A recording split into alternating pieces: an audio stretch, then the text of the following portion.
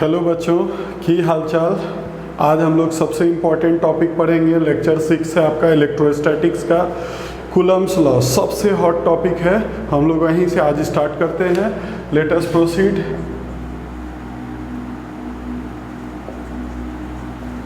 Coulomb's law. Coulomb's law बहुत ही simple law है। ऐसे देखा जाए तो काफ़ी सिंपल लॉ है। पहला लॉ है like charges repel but unlike charges attract each other। बहुत ही सिंपल लॉ। लाइक रिपेल करेगा, अनलाइक अट्रैक्ट करेगा। काफ़ी सिंपल लॉ है। लाइक बचपन से पढ़ते आ रहे होंगे। दो लाइक है, प्लस प्लस है, माइनस माइनस है, रिपेल करेगा, प्लस माइनस है तो अट्रैक्ट करेगा। नेचर का रूल है। तो उस बेसिस पे अगर मान लीजिए कि ये आपका एक पार्टिकल है, इस पे Q1 चार्ज है और दूसरा पार्टिकल यहाँ पे है, उस पे Q2 चार्ज है। दोनों अभी सपोज मान लेते हैं पॉजिटिव नेचर का चार्ज है, तो सबसे पहला काम दोनों चार्ज के सेंटर को आप ज्वाइन कर देंगे। ये लीजिए, इसको ज्वाइन कर दिए। ज्वाइन करने के बाद क्या होगा कि ये इस पे फोर्स रिपेल करेगा। रिपेल का मतलब होता है एक दूसरे से दूर ठेलेगा, वो आप दूर ले जाने की कोशिश करेगा। तो Q1 Q2 को उस तरफ, और हमेशा फोर्स लाइन को जो ज्वाइन करेंगे उस लाइन के अलॉन्ग लगेगा। जैसे सबसे पहले इसका सेंटर को इसके सेंटर से ज्वाइन कर देंगे, ये इस पे फोर्स लगाएगा। तो अगर हमको इस पे फोर्स देखना है तो यहाँ पे जाके खड़े हो जाएंगे, ठीक है। और एक फोर्स को हम लोग एरो से दिखाते हैं। एरो का टेल कहाँ होगा? यहाँ पे होगा। या तो बाहर फोर्स होगा या तो अंदर फोर्स होगा। तो आप किधर दिखाएंगे? अभी चूंकि ये इसको रिपेल करता है तो बाहर होगा। तो इस तरह से फोर्स का डायरेक्शन बाहर हो गया। फोर्स का हो जाएगा F2 force on 2 due to 1। तो इसको हम लोग F21 लिखते हैं। मतलब 2 पे लगने वाला फोर्स किसके चलते? 1 के चलते। अब हम लोग 1 पे आते हैं। तो फिर ये इस पे फोर्स लगाएगा। ये रहा फोर्स, रिपेल करेगा बाहर की तरफ, ठीक है। इस फोर्स का नाम हो जाएगा F1। फोर्स ऑन 1 किसके चलते? ड्यू टू 2 के चलते। तो इस तरह से हमारा फोर्स क्लियर हो गया। मतलब फोर्स ऑन 1 ड्यू टू 2 इस तरफ, और हमेशा उस लाइन के अलॉन्ग। ये नहीं कि इस तरफ लगा दिए इधर लगा दिए, नहीं। हमेशा दोनों के सेंटर को ज्वाइन कीजिए। जो लाइन मिलेगा उसी के लाइन के अलॉन्ग फोर्स या तो बाहर होगा या तो अंदर होगा। बाहर होगा जब लाइक है और अंदर होगा जब अनलाइक है। अगला फिर ये लाइक का ही केस है। माइनस इस पार्टिकल पे नेगेटिव, दोनों को ज्वाइन कीजिए। फिर ये इस पे फोर्स लगाएगा तो यहाँ खड़े हो जाना है। बाहर या अंदर? तो बाहर। तो यहाँ से एरो स्टार्ट होगा, या तो इधर आएगा या तो इधर आएगा, लेकिन अभी रिपेल हो रहा है इसलिए बाहर होगा। और फिर यहाँ पे आइए, यहाँ पे बाहर। तो इस तरह से फोर्स इस तरफ हो जाएगा। इस फोर्स का नाम F12 हो गया, ठीक है। अभी भी लाइक का केस है, माइनस माइनस लाइक हो गया। नेक्स्ट केस ये प्लस Q1 है और दूसरे वाले पे माइनस Q2 है। फिर दोनों को ज्वाइन कीजिए, दोनों के सेंटर को ज्वाइन कीजिए। इस बार क्या होगा? ये इसको अपनी तरफ अट्रैक्ट करेगा। ये रहा फोर्स F12 और ये इसको अपनी तरफ अट्रैक्ट करेगा। इस फोर्स का नाम है F21। तो दोनों एक दूसरे को अट्रैक्ट करेगा। तो फोर्स का डायरेक्शन अगर 1 पे दिखाना है ड्यू टू 2, तो इस बार बाहर नहीं, इस बार अंदर, क्योंकि वो उसको अपनी तरफ फोर्स लगाएगा। इस पे दिखाना है तो बाहर नहीं, इस बार अंदर। तो इस तरफ एरो इस तरफ हो जाएगा, क्योंकि फोर्स का डायरेक्शन ये अपनी तरफ खींचेगा, ये इसको अपनी तरफ खींचेगा। तो इस तरह से हर बार यहाँ पे न्यूटन का थर्ड लॉ एप्लीकेबल होगा। न्यूटन का थर्ड लॉ क्या कहता है? Action has equal and opposite reaction. Action और रिएक्शन का मैग्नीट्यूड बराबर होता है, डायरेक्शन अपोजिट होता है। तो एक तरह से अगर ये इस पे फोर्स इतना लगा रहा है और उसके चलते फिर ये इस पे फोर्स इतना लगा रहा है, तो दोनों का मैग्नीट्यूड इक्वल होगा। मतलब अगर ये इस पे 10 न्यूटन लगा रहा है तो ये चार्ज भी इस पे 10 न्यूटन ही लगाएगा, बस डायरेक्शन का फर्क है। अगर ये चार्ज इस चार्ज पे 10 न्यूटन लगाएगा तो ये भी इस पे 10 न्यूटन लगाएगा, बस डायरेक्शन अपोजिट होगा। दैट मीन्स कहने का मतलब मैग्नीट्यूड इक्वल, डायरेक्शन अपोजिट। हम कह सकते हैं कि ये और ये एक दूसरे का निगेटिव वेक्टर है। आप पढ़े होंगे 11th में निगेटिव वेक्टर्स। दो वेक्टर को नेगेटिव वेक्टर कब कहते हैं? जब दोनों का मैग्नीट्यूड इक्वल हो और डायरेक्शन अपोजिट हो। तो यहाँ भी तो वही बात हो रहा है, दोनों का मैग्नीट्यूड इक्वल है, डायरेक्शन अपोजिट है, दैट मीन्स दोनों एक दूसरे का नेगेटिव वेक्टर है। हम कह सकते हैं from Newton third law, from Newton's third law F12 equal to minus of F21, या आप कह सकते हैं एक ही बात है F21 equal to minus of F12, ये एक ही बात है। माइनस को आप इधर लाएं या इधर लाएं, एक ही बात है। ये बस ये इंडिकेट कर रहा है एक तरफ प्लस है दूसरी तरफ माइनस है, ये इंडिकेट कर रहा है डायरेक्शन वेक्टर फॉर्म में है, दैट मीन्स डायरेक्शन अपोजिट है और मैग्नीट्यूड इक्वल है। अब जहाँ तक मैग्नीट्यूड का बात है, तो अगर हम सिर्फ मैग्नीट्यूड के बारे में बोलेंगे तो मैग्नीट्यूड F12 का मैग्नीट्यूड इक्वल टू F21 का मैग्नीट्यूड इक्वल टू F, यानी कि दोनों का मैग्नीट्यूड इक्वल होगा। यानी ये इस पे F लगा रहा है तो ये भी इस पे F लगाएगा। मतलब ये अगर इसको हम F से इंडिकेट कर रहे हैं तो ये भी क्या होता है, यहाँ पे F होता है। अगला लॉ, ये पहला लॉ था कुलम्स का, अगला लॉ मैग्नीट्यूड के बारे में ही है कि मैग्नीट्यूड किस पे डिपेंड करता है। तो इसको आप लोग स्क्रीनशॉट ले लेंगे या इसको नोट कर ले पॉज करके।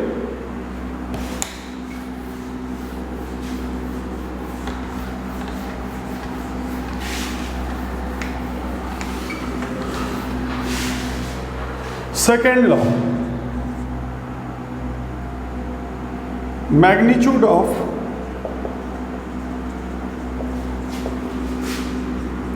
इलेक्ट्रिक फोर्स F, दो चार्ज के बीच का फोर्स को इलेक्ट्रिक फोर्स बोला जाता है। Magnitude of electric force F directly proportional to product of magnitudes of charges, directly proportional to magnitudes of charges, ठीक है। एंड बी में मतलब आप इसे लिख सकते हैं F प्रोपोर्शनल टू Q1 का मॉड इनटू Q2 का मॉड, ये हुआ डायरेक्टली प्रोपोर्शनल होता है। मैग्नीट्यूड के प्रोडक्ट का डायरेक्टली प्रोपोर्शनल होता है। मतलब कि इसमें साइन नहीं लेना है, आप यहाँ मैग्नीट्यूड निकाल रहे हैं, मैग्नीट्यूड के बारे में बता रहे हैं। मैग्नीट्यूड कभी नेगेटिव नहीं होता है। अगर आप यहाँ पे साइन ले लेंगे तो चलिए प्लस प्लस ले लिए तो कोई बात नहीं, प्लस प्लस प्लस होता है, माइनस माइनस में कोई बात नहीं, माइनस माइनस भी प्लस होता है। बट अगर ये प्लस साइन रहा, ये माइनस साइन रहा, अनलाइक रहा तो प्लस माइनस मल्टीप्लाई होकर माइनस हो जाएगा, तो जिसके चलते ये नेगेटिव हो जाएगा। इसलिए हम कह रहे हैं कि जब हम मैग्नीट्यूड के बारे में बात कर रहे हैं, मैग्नीट्यूड कभी नेगेटिव नहीं होता है, ऑलवेज पॉजिटिव होता है। तो यहाँ भी आप चार्ज का साइन नहीं लेंगे, सिर्फ Q1 इंटू Q2 या सिंपली इसको Q1 इंटू Q2 लिखेंगे। इसको हम लोग फर्स्ट इक्वेशन मान लेंगे, F proportional to Q1 into Q2। और इसी में बी पार्ट है कि ये इन्वर्सली होता है, inversely proportional to square of separation between the charges. दो चार्ज है, ये Q1 है और ये Q2 है। थोड़ा देर के लिए मान लेते हैं कि दोनों ही प्लस है, दोनों के बीच का डिस्टेंस R है, तो दोनों एक दूसरे पे जो फोर्स लगा रहा होगा, ये भी F एंड ये भी फोर्स F होगा। एक्चुअली इसको हम लोग वेक्टोरिकली दिखाते हैं F12, इसको वेक्टोरिकली दिखाते हैं F21, बट जब मैग्नीट्यूड का बात होगा तो इसका भी मैग्नीट्यूड F और इसका भी मैग्नीट्यूड F। अभी सिर्फ मैग्नीट्यूड के बारे में कंसीडर करें, वेक्टर फॉर्म से हमको कोई मतलब अभी नहीं है, वेक्टर फॉर्म हम आगे चल के देखेंगे। तो F directly proportional to Q1 Q2, Q1 और Q2 के मैग्नीट्यूड के प्रोपोर्शनल होगा। डायरेक्टली प्रोपोर्शनल टू, ये ध्यान रखेंगे, मैग्नीट्यूड ऑफ चार्ज लेना है। मॉड लगाने का मतलब ये है कि आप साइन से आपको कोई मतलब नहीं है। दूसरा लॉ है F inversely proportional to R square, ये हो गया सेकेंड।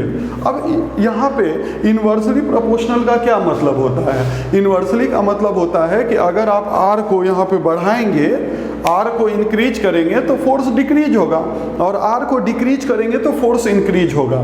ठीक है, इन्वर्सली का मतलब होता है। और यहाँ पे डायरेक्टली है, डायरेक्टली का मतलब अगर चार्ज को बढ़ाते हैं तो उससे फोर्स बढ़ेगा, चार्ज को घटाते हैं तो फोर्स घटेगा। सपोज मान लीजिए कि आप इस चार्ज को 2 टाइम्स कर दिए और इस चार्ज को भी 2 टाइम्स कर दिए, आर पे कोई आर को कांस्टेंट रख रहे हैं, सपोज आर को फिक्स रखते हुए इस चार्ज को भी डबल कर दिए, इस चार्ज को भी डबल कर दिए, तो ये भी 2 टाइम्स, ये भी 2 टाइम्स, तो फोर्स बिकम्स 2 × 2 4 टाइम्स हो जाएगा। अगर सपोज ये 2 टाइम्स हो गया Q1 एंड ये 3 टाइम्स हो गया तो फोर्स कितना हो जाएगा, 2 × 3 6 टाइम्स बढ़ जाएगा। अगर सपोज ये हाफ हो गया Q1/2 और ये हाफ हो गया Q2/2 तो 1/2 1/2, तो 1/2 × 1/2 कितना होता है, 1/4 होता है, तो फोर्स बिकम्स 1/4। मतलब कि आप चार्ज को बढ़ाएंगे तो फोर्स बढ़ेगा, चार्ज को घटाएंगे तो फोर्स घटेगा। अगर एक एक्स्ट्रा एग्जांपल लेते हैं, सपोज ये चार्ज आपका डबल हो गया 2 टाइम्स, Q1 2Q1 हो गया और Q2 को हम हाफ कर दिए, Q2/2 कर दिए, क्या होगा, एक 2 टाइम्स हुआ, एक 1/2 हुआ, तो 2 × 1/2 कितना होता है, 2 कैंसिल, यानी Q1 Q2 ही बच जाएगा, यानी फोर्स पे कोई इफेक्ट नहीं पड़ेगा। यानी कि एक को ट्रिपल कर दें और एक को 1/3 कर दें तो फोर्स पे कोई इफेक्ट नहीं पड़ेगा। ये ओवरऑल डायरेक्टली प्रोपोर्शनल का मतलब आप समझते हैं कि बढ़ेगा Q1 Q2 का प्रोडक्ट तो फोर्स बढ़ेगा, घटेगा प्रोडक्ट तो फोर्स घटेगा। और इन्वर्सली का मतलब R इंक्रीज करेंगे फोर्स डिक्रीज होगा, R डिक्रीज करेंगे फोर्स इंक्रीज होगा। तो अब इसमें हम ये चीज़ को देखते हैं कि R का इफेक्ट क्या होगा। तो खैर ये 2 इक्वेशन है, ठीक है, ये दोनों इक्वेशन को आप ध्यान में रखेंगे। अब हम लोग इन दोनों को कंबाइन करते हैं। Inversely proportional to square of separation between the charges, ठीक है, दोनों को कंबाइन करते हैं।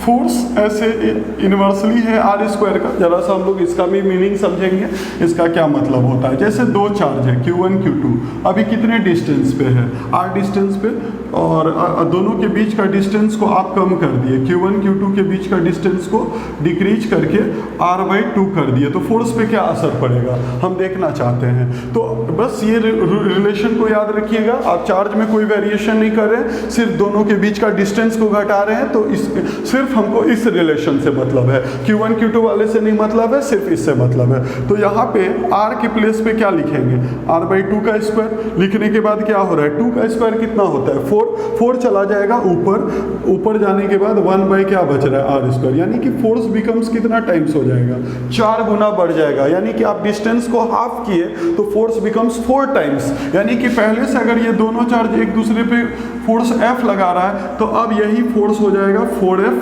और यही फोर्स हो गया यहाँ पे 4F, force becomes 4 times increase हो गया। मतलब डिस्टेंस को आप हाफ किए, फोर्स 4 गुना बढ़ गया, इसी को बोलते हैं इन्वर्सली। उसमें भी स्क्वायर का इन्वर्सली है। अगर सपोज मान लीजिए दोनों के बीच का डिस्टेंस को हम 2R कर दें, जैसे पहले R था अब डिस्टेंस को 2R कर देंगे, तो अब फोर्स पे क्या इफेक्ट पड़ेगा, अब फोर्स पे क्या इफेक्ट पड़ेगा, ठीक है, इसको देखते हैं। तो F फिर से F इन्वर्सली प्रोपोर्शनल टू क्या है, R² है। आपको क्या करना है, जहां R है R के प्लेस पे 2R रखना है। तो यहाँ पे जब आप 2R रखेंगे तो क्या होगा, F इन्वर्सली प्रोपोर्शनल टू 1/4 को सेपरेट कर लीजिए 1/R², तो 2R रखे, 2R का स्क्वायर 4R² हो जाएगा, फोर्स बिकम्स 1/4 टाइम्स हो जाएगा। यानी कि डिस्टेंस को आप डबल किए, दुगना किए, फोर्स 1/4 हो गया, डबल किए 1/4 हो गया, यानी कि अब दोनों के बीच का जो ये फोर्स है वो F/4 और ये भी जो फोर्स है F/4 हो जाएगा। यानी कि इन्वर्सली प्रोपोर्शनल टू स्क्वायर का आप समझ गए होंगे दोनों। अभी फिलहाल इतना ही समझना है, फ्यूचर में इस पे न्यूमेरिकल बेस्ड जब डिस्कशन होगा तो इसके बारे में और डिटेल डिस्कशन करेंगे।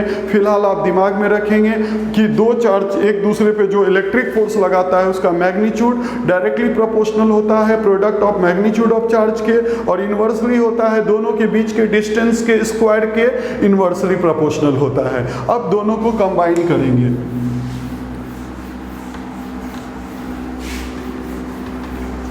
पहले दो इक्वेशन को हम लोग जब कंबाइन करेंगे बाय कंबाइनिंग 1 एंड 2, दोनों को जब कंबाइन किया जाएगा तो F प्रोपोर्शनल टू आता है relation Q1 Q2 by R square. Q1 Q2 ऊपर आर स्क्वायर नीचे। अब प्रोपोर्शनल के साइन को जब हटाया जाता है तो एक कांस्टेंट आता है, कांस्टेंट के क्या है, बहुत इंपॉर्टेंट बात है, के क्या है। तो ऐसा देखा गया है कि दो चार्ज के बीच का फोर्स आप जब उसे हवा में रखते हैं, सपोज ये Q1 है ये Q2 है, r डिस्टेंस है, अभी हवा में है, और इसी को उठाकर पानी में रखते हैं, वाटर में रखते हैं, तो फोर्स वेरी कर जाता है। फिर किसी और मीडियम में ले जाकर रखते हैं तो फोर्स बदल जाता है। यानी कि दो चार्ज के बीच का इलेक्ट्रिक फोर्स मीडियम पे भी डिपेंड करता है, मीडियम टू मीडियम वो वेरी करता है। दैट मीन्स कि अब मीडियम के इफेक्ट को बताना है हमको कि अगर एयर से वाटर में गए तो फोर्स कितना टाइम्स घट गया या बढ़ गया, या सपोज किसी और मीडियम में गए तो कितना क्या इफेक्ट पड़ा, उस इफेक्ट को बताने के लिए एक कांस्टेंट आया है के। एक ऐसा कांस्टेंट है जो पर्टिकुलर मीडियम के लिए एक कांस्टेंट वैल्यू होता है, इसका एक फिक्स वैल्यू होता है, क्योंकि हर मीडियम से मीडियम जब चेंज होता है तो फोर्स पे एक कांस्टेंट बदलाव होता है, इसलिए के कांस्टेंट है। लेकिन वो कांस्टेंट नहीं जो आप पढ़ते थे ये ग्रेविटेशन में F equal to G m1 m2 by R square, वहाँ वाला जो G था वो यूनिवर्सल कांस्टेंट था, वो पूरे यूनिवर्स में कांस्टेंट है, उसको किसी मीडियम से मतलब नहीं है। बट ये वाला जो कांस्टेंट है के, ये मीडियम पे डिपेंड करता है, इसलिए इस कांस्टेंट को कांस्टेंट बोलेंगे, लेकिन फॉर पर्टिकुलर मीडियम। ठीक है, तो के इज द कांस्टेंट, के is the constant of proportionality for particular medium। ये एक पर्टिकुलर मीडियम पे डिपेंड करता है, मीडियम टू मीडियम ये बदलता है के का वैल्यू। अब हम के पे विचार करते हैं, के बारे में थिंक करते हैं। ऐसे फिलहाल आप ध्यान में रखेंगे, सबसे पहले फॉर एयर और वैक्यूम, हवा या वैक्यूम में, एयर या वैक्यूम में के का वैल्यू 1/4 पाई एप्सिलॉन नॉट होता है, 1/4 पाई एप्सिलॉन नॉट। अब आप सोचेंगे कि ये एप्सिलॉन क्या बला है, अब ये नया टाइप का कांस्टेंट कहाँ से आ गया। तो बिल्कुल एक नया कांस्टेंट इंट्रोड्यूस होगा इसमें, इसको हम लोग बोलते हैं एप्सिलॉन। इस सिंबल का नाम है एप्सिलॉन, जैसे अल्फा होता है, बीटा होता है, गामा होता है, उसी तरह इस सिंबल को एप्सिलॉन बोलते हैं। अगर आप इसमें एक यहाँ पे जीरो लगा दिए, एक्चुअली जीरो नहीं पढ़ा जाता है, उसको नॉट पढ़ा जाता है, तो इसको आप पढ़ेंगे एप्सिलॉन नॉट, एप्सिलॉन नॉट, वो नॉट नहीं NAUT नॉट, एप्सिलॉन नॉट। ये स्पेशली आता है मीडियम का, एक प्रॉपर्टी है जो मीडियम का इलेक्ट्रिक फोर्स के ऊपर क्या इफेक्ट पड़ेगा, उस इफेक्ट को डिफाइन करने के लिए एक प्रकार का कांस्टेंट आया है जिसका नाम है एप्सिलॉन। तो यहाँ पे ये ध्यान रखेंगे कि where epsilon naught is called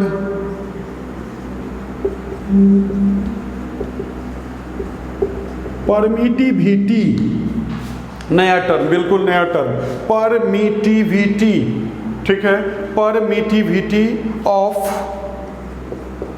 air और वैक्यूम, हवा या वैक्यूम का परमिटिविटी एप्सिलॉन नॉट होता है। और एप्सिलॉन नॉट का वैल्यू आप याद रखेंगे, इसका वैल्यू होता है एप्सिलॉन नॉट स्पेशली एयर या वैक्यूम के लिए यूज होता है, जिसमें नॉट लगा रहे, जीरो लगा रहे, समझ जाइए वो एयर या वैक्यूम के लिए यूज होता है। और उसका वैल्यू, उस कांस्टेंट का वैल्यू 8.85 × 10⁻11 होता है, 8.85 × 10⁻11 12 होता है।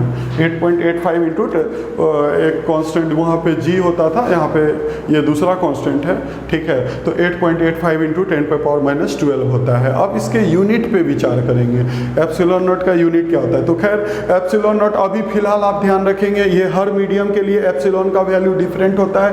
अभी स्पेशली हम हवा या वैक्यूम का बात कर रहे हैं। ये सब कांस्टेंट का वैल्यू एक्सपेरिमेंटली निकलता है। अब वहाँ पे देखा जाता है, दो चार्ज लिया जाता है, डिस्टेंस लिया जाता है मीडियम टू मीडियम, उसको लेकर के फोर्स का रेशियो निकाला जाता है। उस रेशियो के बेसिस पे कांस्टेंट का वैल्यू एक्सपेरिमेंटली फाइंड होता है। इसलिए आपको इसको दिमाग में रखना होगा। हवा का परमिटिविटी होता है epsilon not, permittivity of air होता है जिसका वैल्यू 8.85 इंटू 10⁻⁻12 होता है। उस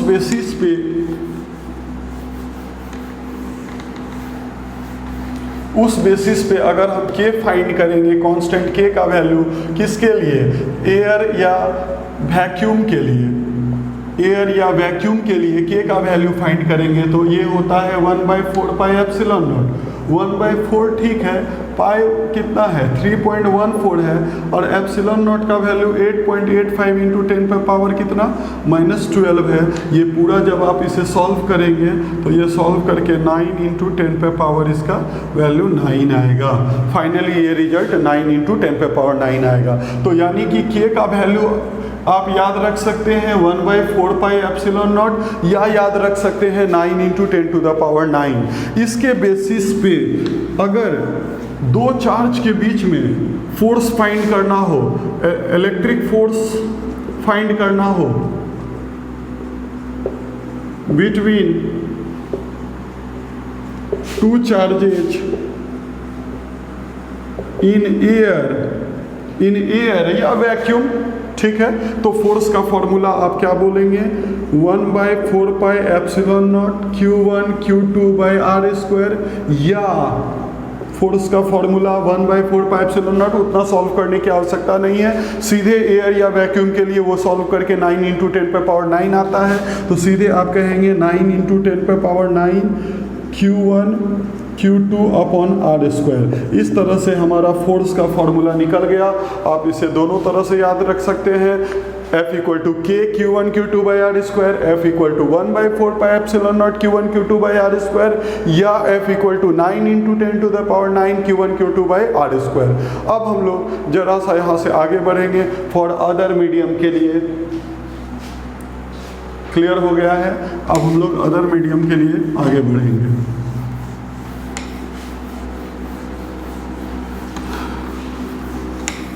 अब दूसरे मीडियम का जब हम चर्चा करेंगे तो हर मीडियम का परमिटिविटी याद रखना पॉसिबल नहीं है। आप हवा का याद रखते हैं, यही बहुत बड़ा बात है, 8.85 इंटू 10⁻⁻12 ये याद रखते हैं, काफ़ी बड़ा बात है। और दुनिया में बहुत सारा मीडियम है, सबका याद रखना सबके लिए पॉसिबल नहीं है। तो वहाँ पे सपोज मान लीजिए कि फॉर अदर मीडियम, मान लीजिए ये चार्ज Q1 है और ये दूसरा चार्ज Q2 है। अभी किसी दूसरे मीडियम में इस तरह से रखा हुआ है, किसी और मीडियम में रखा हुआ है, और इस मीडियम का परमिटिविटी एप्सिलॉन m है। एप्सिलॉन m उस मीडियम का परमिटिविटी है।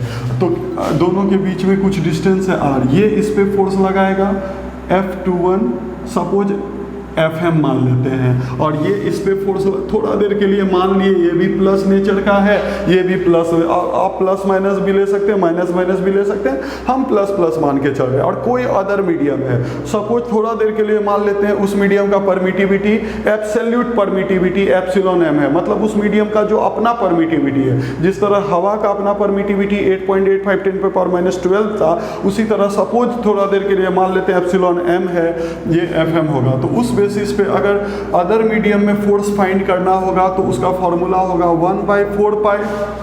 हवा था तो आप यहाँ हवा का परमिटिविटी लिखते हैं, अदर मीडियम है तो यहाँ एप्सिलॉन m लिखेंगे, Q1 Q2/r² लिखेंगे, ठीक है, ये फॉर्मूला। लेकिन प्रॉब्लम ये है कि आपको ये नहीं गिवन रहेगा, ना आप ये याद रख सकते हैं और ना ये गिवन रहेगा। गिवन नहीं रहता है तो क्या होता है, यहाँ पे क्या करते हैं, तो यहाँ एक नया टर्म इंट्रोड्यूस होता है, उसको हम लोग रिलेटिव परमिटिविटी बोलते हैं। एक्चुअली ये जो परमिटिविटी है बहुत बड़े रेंज में होता है, जिस तरह हवा का आप देखें उतना ही बड़ा रेंज में। तो उसको छोटा करने के लिए एक नया टर्म इंट्रोड्यूस हुआ, उसको हम लोग कहते हैं रिलेटिव परमिटिविटी। तो अब यहाँ से एक नया टर्म इंट्रोड्यूस होगा जिसका नाम है relative permittivity.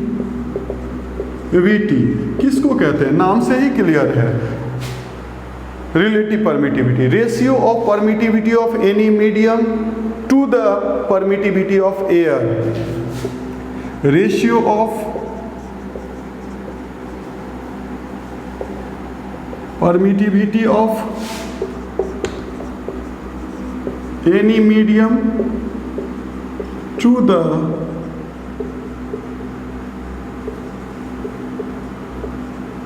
permittivity of air, to the permittivity of air. Simple सा बात है, हवा के परमिटिविटी को रेफरेंस मान लिया गया है। अब किसी भी मीडियम का रिलेटिव परमिटिविटी चाहिए तो उस मीडियम के एब्सोल्यूट परमिटिविटी में हवा की परमिटिविटी से डिवाइड कर देंगे तो जो रेशियो आएगा उसको हम लोग रिलेटिव परमिटिविटी कहते हैं। तो relative permittivity epsilon R equal to epsilon M upon epsilon naught. ऊपर क्या हो गया, मीडियम का अपना एब्सोल्यूट परमिटिविटी, नीचे क्या हो गया, हवा का परमिटिविटी। जो हमको याद रखना है, इन दोनों का रेशियो क्या होता है, रिलेटिव परमिटिविटी होता है। ऐसे परमिटिविटी के बारे में, उसका यूनिट डायमेंशन के बारे में हम लोग आगे पढ़ेंगे, लेकिन अभी फिलहाल आप एक बात याद रखेंगे, जब भी कोई सेम फिजिकल क्वांटिटी का आप रेशियो लेते हैं, जैसे ऊपर भी परमिटिविटी है नीचे भी परमिटिविटी है, तो जब रेशियो लेते हैं, कोई भी टर्म में रिलेटिव लगा है तो ऑब्वियस बात है कि वो रेशियो होगा। रेशियो होने पे क्या होता है कि ऊपर वाले का जो यूनिट है वही नीचे वाले का यूनिट है, दोनों का यूनिट एक दूसरे से कैंसिल आउट हो जाएगा। तो जनरली कोई भी चीज़ में रिलेटिव लगा हो तो समझ जाना है कि वो चीज़ यूनिटलेस है, डायमेंशनलेस है। तो रिलेटिव परमिटिविटी यूनिटलेस भी होता है एंड साथ साथ डायमेंशनलेस भी होता है। यूनिटलेस भी होगा, डायमेंशनलेस भी होगा। अब हम लोग आ रहे हैं मेन टॉपिक पे।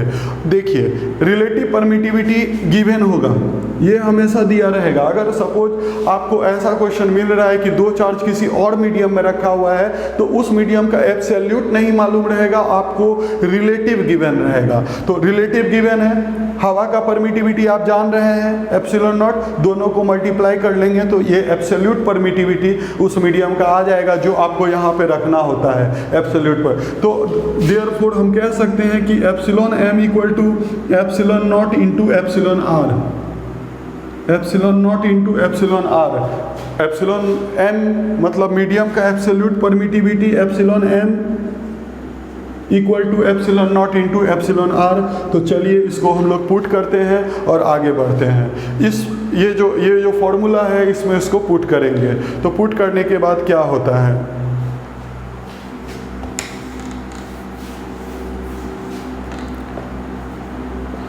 एफएम का फॉर्मूला 1/4 जहाँ एप्सिलॉन एम लिखते हैं एब्सोल्यूट परमिटिविटी, अब उसके प्लेस पे रखेंगे epsilon naught into epsilon R. ये रहा एप्सिलॉन नॉट, ये रहा एप्सिलॉन आर, Q1 Q2/r²।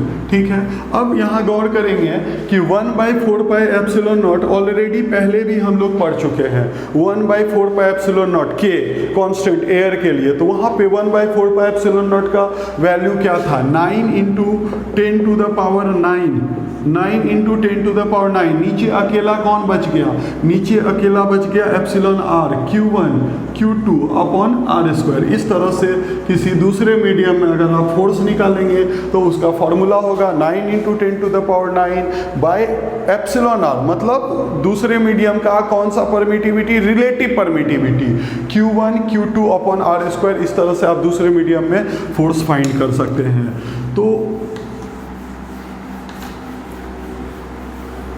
आप ये बात ध्यान रखेंगे, बहुत इंपॉर्टेंट बात है, रिलेटिव परमिटिविटी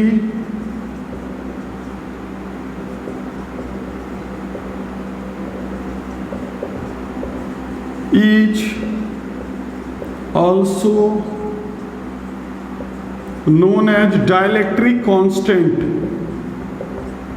इसको डाइलेक्ट्रिक कांस्टेंट भी कहा जाता है, रिलेटिव परमिटिविटी को डाइलेक्ट्रिक कांस्टेंट भी के नाम से भी जाना जाता है। मतलब आप फ्यूचर में जब कुछ चैप्टर आगे जाएंगे तो हम डाइलेक्ट्रिक कांस्टेंट के बारे में पढ़ने वाले हैं, दोनों में कोई अंतर नहीं है।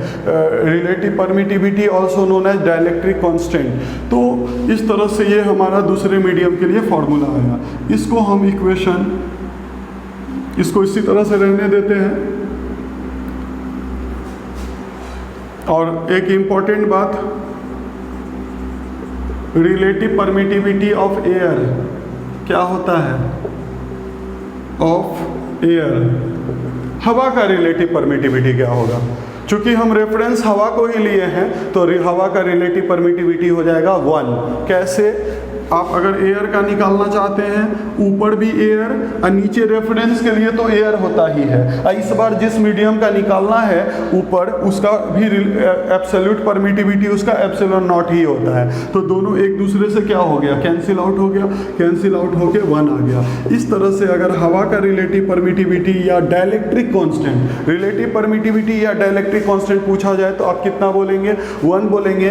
इस बेसिस पे इलेक्ट्रिक फोर्स इन एयर, फिर से एक बार इलेक्ट्रिक फोर्स इन एयर अगर निकालने बोला जाए तो अब आप समझेंगे कि यही है मेन बॉस, मेन फॉर्मूला यही है, मेन बॉस यही है। अब दुनिया का कोई भी मीडियम हो, उसमें 2 चार्ज रखा हुआ हो, एक दूसरे पे इलेक्ट्रिक फोर्स लगा रहा है, उस फोर्स का वैल्यू इसी फार्मूला से आप ऑब्टेन करेंगे। यही फार्मूला है। इन जनरल ये फार्मूला कहीं भी अप्लाई हो सकता है, यहाँ तक कि हवा के लिए भी अप्लाई हो सकता है। बस हमको हवा का रिलेटिव परमिटिविटी पता होना चाहिए। हवा का रिलेटिव परमिटिविटी हम लोग जानते हैं 1 होता है। आप यहाँ 1 डालेंगे, 1 डालते ही फॉर्मूला आएगा 9 × 10⁹ नीचे 1 डाल दीजिए, Q1 Q2/r²। बस नीचे 1 हो जाएगा, डेनोमिनेटर में 1 हो जाएगा। देखिए वापस से वही फार्मूला आ गया जो हम लोग हवा में पढ़े थे 2 फोर्स के लिए, सेम फार्मूला आ गया।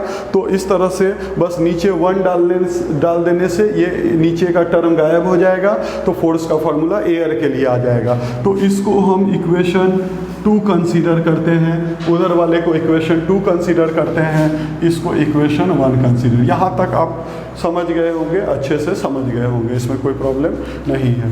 अब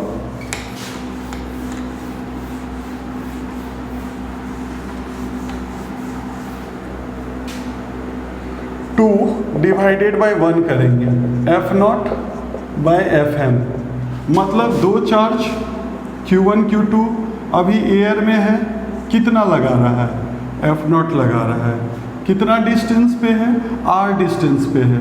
और वही दोनों charge Q1 Q2 r distance पे है, इस बार किसी अदर मीडियम में है, इस तरह से। अब कितना फोर्स लगा रहा है? Fm लगा रहा है। अब जो फोर्स है वो Fm है, तो अब क्या होगा? F0/Fm।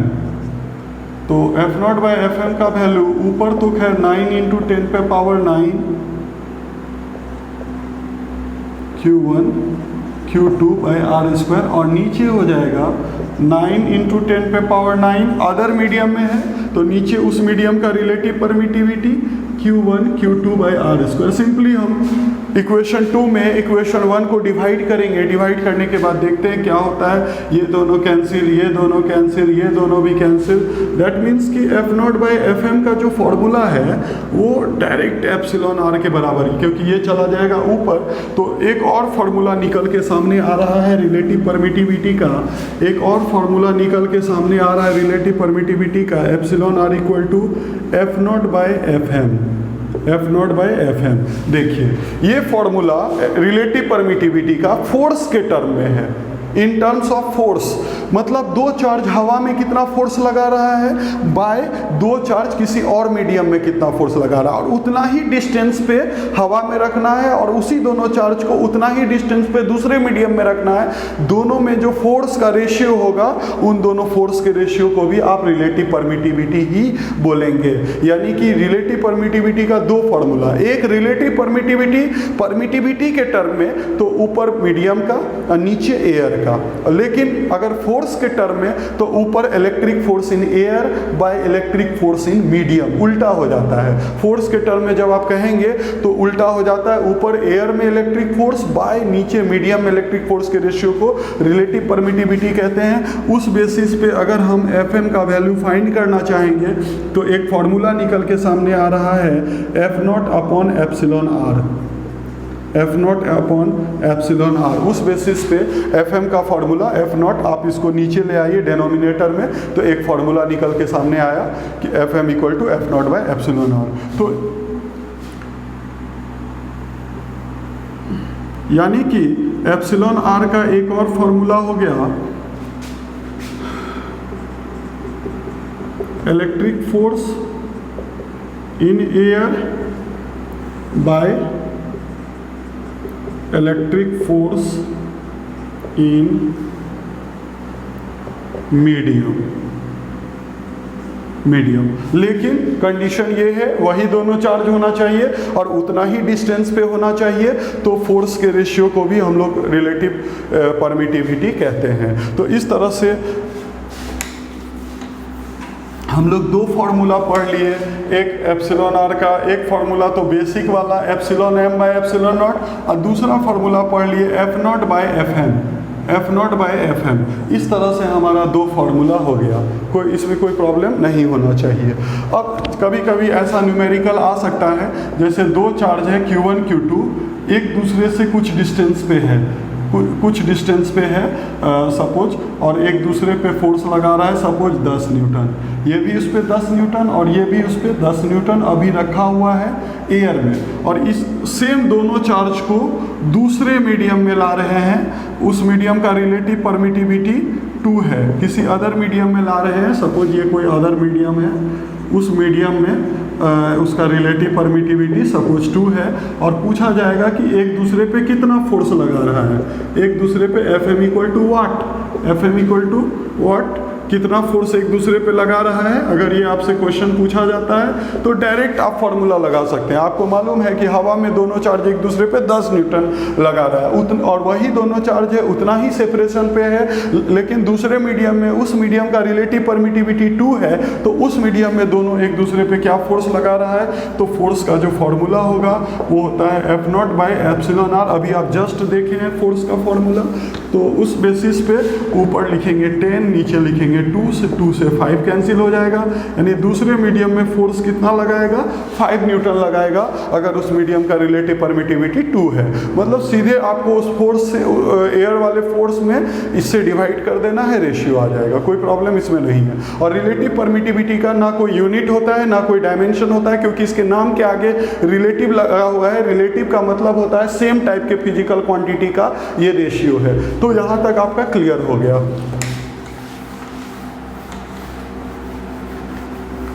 अब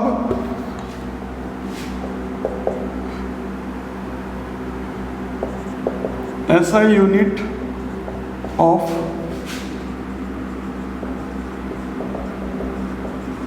परमिटिविटी, एब्सोल्यूट परमिटिविटी, रिलेटिव नहीं है, आप इसको परमिटिविटी बोलिए या एब्सोल्यूट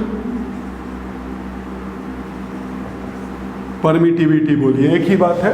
तो इसका क्या होगा, यूनिट। तो आप पढ़ चुके हैं फोर्स का formula, general formula 1/4 pi epsilon naught air के लिए, Q1 Q2 by R square. तो एप्सिलॉन नॉट को आप यहाँ लाएंगे इस प्लेस पे, Q1 Q2 by 4 pi R square, और F को यहाँ लाएंगे, बस ये दोनों को इंटरचेंज कर देंगे। एप्सिलॉन नॉट यहाँ चलाएगा, F यहाँ चलाएगा, तो SI यूनिट एप्सिलॉन नॉट का क्या होगा, SI यूनिट ऑफ चार्ज का यूनिट कूलम, ये कूलम। 4 पाई का कोई यूनिट और डायमेंशन नहीं होता, ये डायमेंशन लेस कांस्टेंट है, ये डायमेंशन लेस कांस्टेंट है, यूनिट लेस है। तो आर स्क्वायर का यूनिट चार्ज का तो कूलम हो गया, कूलम, फिर कूलम, आर का यूनिट मीटर हो गया स्क्वायर, फोर्स का यूनिट न्यूटन हो गया। तो इसका यूनिट हो जाएगा कूलम स्क्वायर पर न्यूटन पर मीटर स्क्वायर, ये हो गया यूनिट। यानी कि आप एयर का परमिटिविटी बोल सकते हैं 8.85 × 10⁻⁻12 कूलम स्क्वायर पर न्यूटन पर मीटर स्क्वायर पर न्यूटन पर, इस तरह से आपका ये वैल्यू पूरा कंप्लीट वैल्यू हो गया। ये उसका वैल्यू हो गया एयर के लिए और ये उसका यूनिट हो गया, कोई प्रॉब्लम नहीं है। अब हम डायमेंशन की तरफ बढ़ते हैं, एप्सिलॉन नॉट का डायमेंशन। तो फिर अगर डायमेंशनल फार्मूला चाहिए, अब जान रहे हैं डायमेंशनल फार्मूला को इस तरह से ब्रैकेट में करके दिखाते हैं। अब हमको डायमेंशनल फार्मूला चाहिए,